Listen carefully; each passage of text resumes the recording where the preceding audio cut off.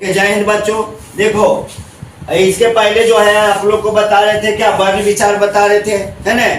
तो वर्ण विचार में क्या बता रहे थे कि जो भी है वर्ण है, स्वर है, व्यंजन है, जो भी है सब राइट करके आपको कल बताए थे।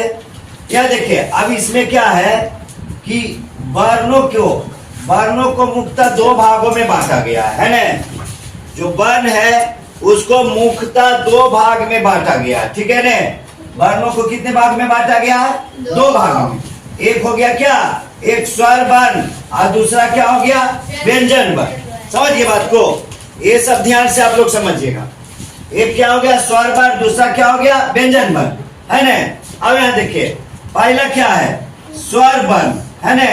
स्वर वर्ण में क्या होगा कि जिन वर्णों के उच्चारण में मुख से निकलने वाली वायु, है ना, वायु के मार्ग में कोई रुकावट नहीं होती है ना, उसे उन वर्णों को स्वर वर्ण कहते हैं, ठीक है ना। यानी कहने के मतलब हुआ कि जिन वर्णों के उच्चारण में मुख से जो वायु निकलता है उसमें कोई रुकावट नहीं होता है, उन वर्णों को क्या कहते हैं, स्वर वर्ण कहते हैं, ठीक है ना। और दूसरी बात में है क्या, स्वर वर्ण को ऐसे भी बोल सकते हैं कि जिन वर्णों के उच्चारण में किसी दूसरे वर्ण की सहायता नहीं लिया जाता है उसे हम स्वर वर्ण कहते हैं, ठीक है ना। ऐसे भी बोल सकते हैं, ठीक है। जैसे देखिए, आ ई जितना है, जैसे कि आ छोटी बड़ी इत्यादि है ना, मैंने इसके अलावा जितने भी आ ई सब है, ठीक है ना। अब यह देखिए, हिंदी में एक क्या है, 11 स्वर है, ठीक है ना, यानी 11।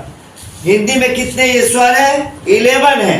कौन कौन है, यहाँ देखिए लिख दिए है, आ छोटी बड़ी, छोटी ऊ, बड़ी ऊ, री, ए, ओ, औ, है ना। ये 11 क्या है, स्वर है, ठीक है। बात को समझ है ना। आगे देखिए, अब जो है वर्ण को दो भाग में बांटा गया है, तो स्वर को भी दो भागों में बांटा गया है ना। स्वर वर्ण को भी दो भागों में क्या किया है, बांटा गया है ना। स्वर के भी दो भाग होते हैं, देखिए इधर कौन कौन होते हैं। यहाँ देखिए, हर्षव स्वर, हर्षव, देखिए ह में र की मात्रा ऐसे करके दिया जाता है ना। जैसे ह को राइट किए ने, तो ह को र इस तरह से, ये हो गया क्या, हर्षव, है ना। तो हर्षव स्वर क्या हो गया, देखिए इसको दो तरह से आपको समझाते हैं। हर्षव स्वर में क्या होता है, इन वर्णों के उच्चारण में कम समय लगता है, यानी हर्षव स्वर के वर्ण के उच्चारण में क्या है, कम समय लगता है, ठीक है। बात को समझ रहे हैं। यानी सीधी सी बात है कि हर्षव स्वर की उच्चारण में कम समय लगता है। और ये 4 है, हर्षव स्वर कितने हैं, 4 हैं, ठीक है ना। कौन कौन, देखिए इधर छोटी ऊ और री है ना। ये 4 जो है क्या है, हर्षव स्वर है। इसको ऐसे भी बोल सकते हैं, छोटी और छोटी ऊ और री को, है ना, क्या बोलते हैं, हर्षव स्वर बोलते हैं। समझे बात को। और हर्षव स्वर के उच्चारण में कम समय लगता है। ये चारों पहचान लीजिए, ये चारों क्या है, हर्षव स्वर है, ठीक है ना। अब आगे देखिए, यहाँ दीर्घ स्वर, दीर्घ स्वर क्या है, देखिए इन वर्णों के उच्चारण में, यानी दीर्घ स्वर के, यहाँ दीर्घ स्वर भी लिख सकते हैं। जैसे हर्षव स्वर है ना, यहाँ हर्षव, यहाँ दीर्घ, समझिए ना। तो यहाँ क्या हो गया कि इन वर्णों के उच्चारण में हर्षव की अपेक्षा दुगना समय लगता है ना। दीर्घ स्वर के उच्चारण में हर्षव स्वर की अपेक्षा दुगना समय लगता है, ठीक है ना। उसे हम क्या कहते हैं, क्या कहते हैं, दीर्घ स्वर कहते हैं, ठीक है ना। और ये क्या है, ये 7 है, ये 7 है। हर्षव स्वर कितने हैं, 7 है। यहाँ देखिए लिखे कौन कौन है, जैसे ये आ हो गया, बड़ी, बड़ी ऊ, ए, ओ, औ, है ना। ये देखिए 7 हो गया और ये 4 हो गया, ठीक है ना। हर्षव स्वर 4 है और दीर्घ स्वर कितने हैं, 7 है। समझिए आप लोग, ठीक है। और आगे देखिए, देखो, है ना, ये क्या है, जैसे स्वर की मात्रा है, स्वर की मात्रा है। शब्दों को लिखने में स्वर के 2 रूप होते हैं ना। यानी शब्द को जब हम लोग राइट करते हैं तो उसको 2 रूप में लिखा जाता है। एक क्या होता है, एक मूल रूप में होता है। जैसे मूल रूप में देखिए, ये एक में लिखा है, यहाँ क्या है, अपने मूल रूप में। तो मूल रूप में क्या होता है, जैसे देखिए यहाँ क्या है, आज, इत्र, ओस। तो देखिए अ यहाँ आया है, आ जो आया है, आ यहाँ क्या है, मूल रूप में है। स्वर का मूल रूप है ना, आ यहाँ मूल रूप है। देखो यहाँ छोटी आया है, ये मूल रूप में है, समझिए बात को। यहाँ ओ आया है तो ये मूल रूप में आया है, समझिए ने। तो मूल रूप में जैसे और होता है, इमली हुआ, उल्लू हुआ, बहुत सा, तो उस शब्द का जो स्वर का हो गया क्या है, मूल रूप है। फिर से समझिए अगर नहीं समझ में आया। देखिए अपने मूल रूप में जैसे क्या हुआ, आज लिखे ने तो आ यहाँ आया है, तो ये स्वर का मूल रूप है ना। क्योंकि देखिए आ की मात्रा यहाँ क्या होता है, इस तरह का होता है, आकार के है मात्रा, लेकिन यहाँ क्या है, मात्रा नहीं आके यहाँ मूल रूप में आया है, तो दो रूप से। तो मूल रूप में समझ रहे ना, जिसमें क्या हुआ कि स्वर ही डायरेक्ट आता है। जैसे इसमें लिखे ना आज, इत्र, ओस, उल्लू, इमली, है ना, ओखली, तो आया ने, ये सब क्या, औरत, ये सब क्या है, ये सब जो है स्वर का मूल रूप में आता है, ठीक है ना। आप समझिए इसको कि नहीं समझे। आगे देखिए, अब दूसरा क्या है, मात्रा के रूप में।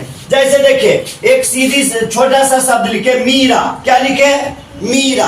तो यहाँ देखिए मीरा शब्द में ई, देखिए इधर ई, और देखिए बढ़िया नहीं, ये बड़ी आया है, ठीक है ना, ये क्या आया, बड़ी। देखिए इधर का क्या है, ये बड़ी का मात्रा आया, बड़ी, और आ स्वर की मात्रा आया है, के रूप में आया, ठीक है। देखिए इधर ये जो मीरा लिखे हैं, इसमें बड़ी और आ दोनों क्या आया है, मात्रा के रूप में आया है, ठीक है ना। देखिए यहाँ मीरा के जब यहाँ वर्ण विच्छेद किए हैं, तो यहाँ देखिए मीरा का वर्ण विच्छेद किए हैं, तो देखिए माँ अलग हो गया है, और इसमें क्या हो गया, बड़ी अलग हो गया।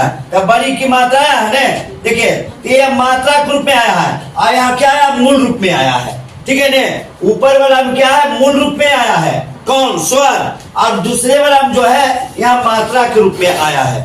तो स्वर को दो रूप में लिखा जाता है ना। आप लोग को पूछा जाएगा कि स्वर को कितने रूप में लिखा जाता है, तो दो रूप में। कौन दो रूप में, एक मूल रूप में, दूसरा मात्रा के रूप में। दूसरा क्या हो गया, मात्रा के रूप में, समझिए बात को।